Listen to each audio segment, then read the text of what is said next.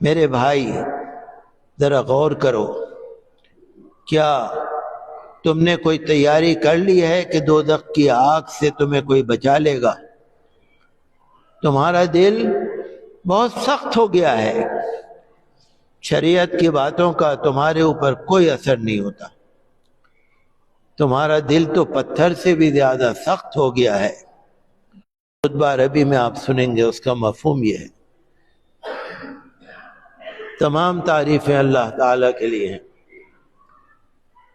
جو بڑی عزت والا ہے، بہت بلند ہے، جس کی شان بہت بلند و بالا ہے، جو سب سے ہی بڑا ہے۔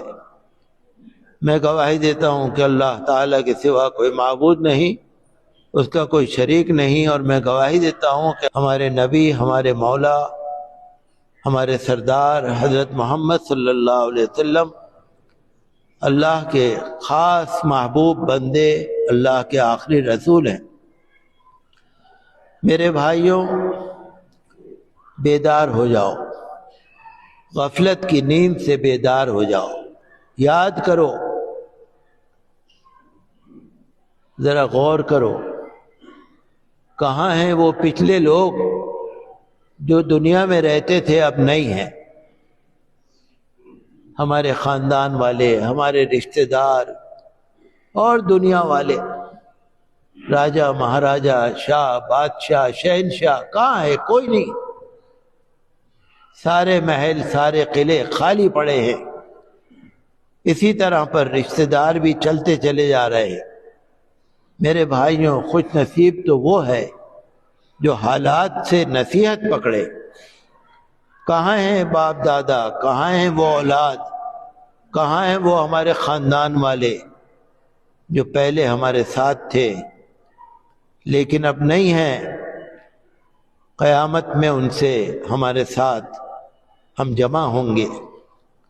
موت نے سب کو فنا کر دیا، دنیا بدلنے والی ہے۔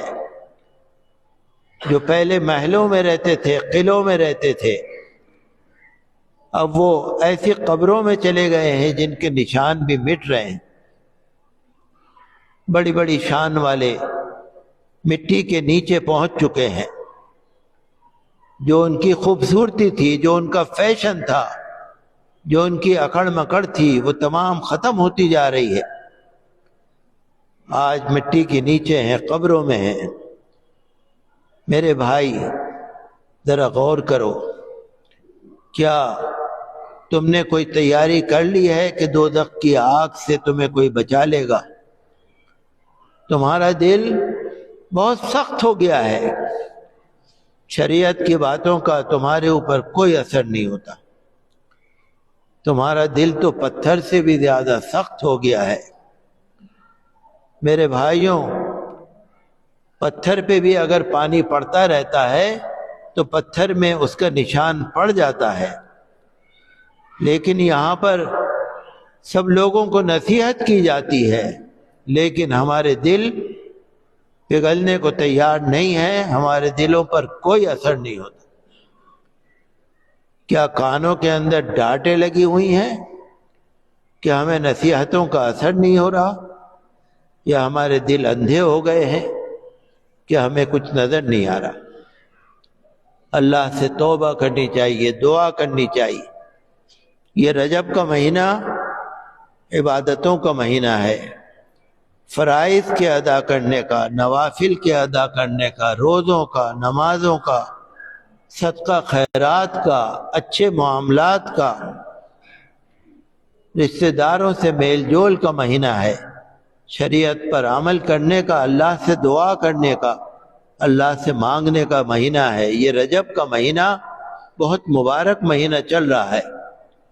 اللہ سے دعا کیجئے کہ ہمارے پروردگار اس قیامت کے دن رب العالمین ہم پر فضل فرما، کرم فرما، رب العالمین ہمیں دین میں بھی دنیا میں بھی عذاب سے بچا لے، ہمیں پریشانیوں آفتوں سے بچا لے۔